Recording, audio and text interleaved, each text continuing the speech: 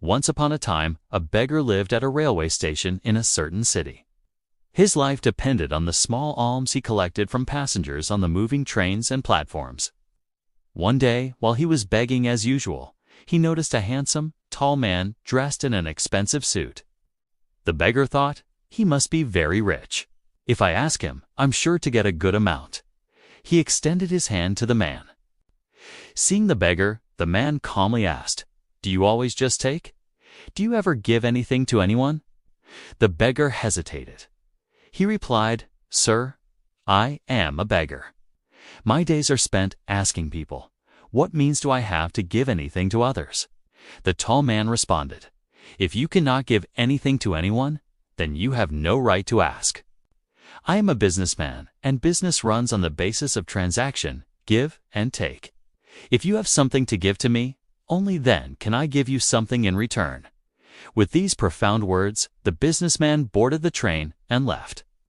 But his words deeply etched themselves into the beggar's heart. He began to wonder why he didn't receive much money in alms. Perhaps it was because he couldn't give anything in return. But I am a beggar. What do I even possess? This question tormented him. How long will I keep asking without giving anything back? After much contemplation, the beggar decided, whoever gave him alms, he would definitely give them something in return. But what? It took him 2 more days to find the answer to this question. On the 3rd day, as he sat by the station, his eyes fell upon the wildflowers blooming around the station premises. A brilliant idea struck him. Why do Ante give people a few flowers in exchange for their alms? He liked this idea very much. He immediately plucked some fresh flowers. Now, he went to beg on the train with renewed vigor. Whenever someone gave him something, he smiled and gave them the flowers in return. The passengers were delighted with the unexpected gift and kept the flowers with pleasure. The beggar plucked flowers every day and distributed them in exchange for alms. Within a few days, he noticed that many more people were giving him alms than before. As long as he had flowers, his earnings also increased. But when the flowers ran out, the alms would decrease. He realized that this was not ordinary begging. It was a transaction. One day, while begging, he saw the same tall businessman sitting on the train again. This man's words had sparked his inspiration for a change in life. The beggar quickly approached him and humbly said, "Sir, today I have some flowers to give you. Please give me alms, and in return, I will give you these flowers." The businessman smiled, handed him some money, and the beggar gratefully offered him the flowers. Holding the flowers, the businessman was impressed and said, "Wow, that's wonderful. Today, you too have become a businessman like me." These words struck the beggar like lightning. He thought, a businessman.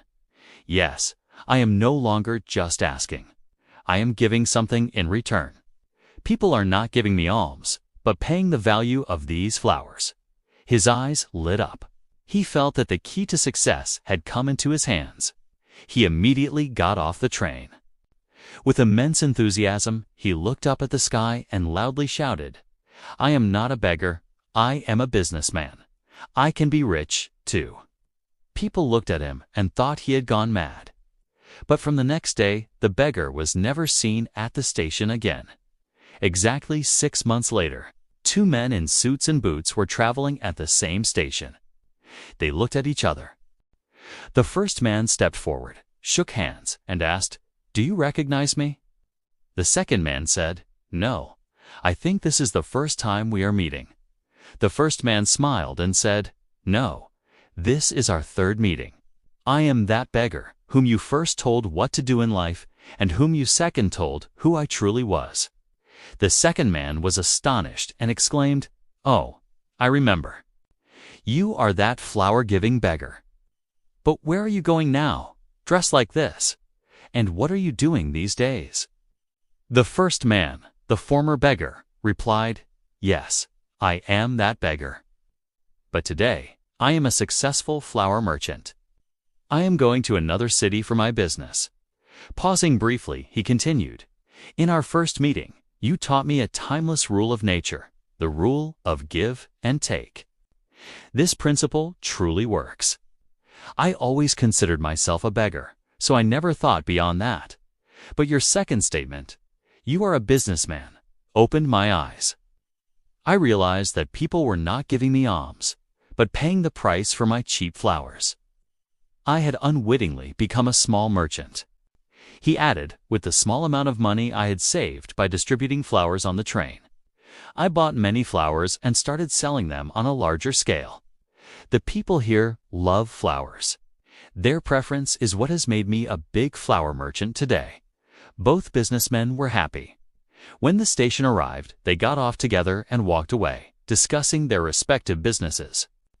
This story teaches us a profound truth: the power of transaction. The tall businessman knew the fundamental rule of life: to receive something, you must definitely give something in return. This principle changed the beggar's life, changing the mindset. The beggar changed his mindset, not just his external circumstances. He began to see himself as a businessman instead of a beggar. Self-respect and ambition. The way you perceive yourself is how the world perceives you. If you think small, you will always remain small. Success is hidden within your thoughts. To dream big, you must consider yourself worthy of that dream. Thanks for watching. If you enjoyed this story, hit like, drop a comment with your favorite part, and don't forget to subscribe for more life-changing stories. See you in the next one.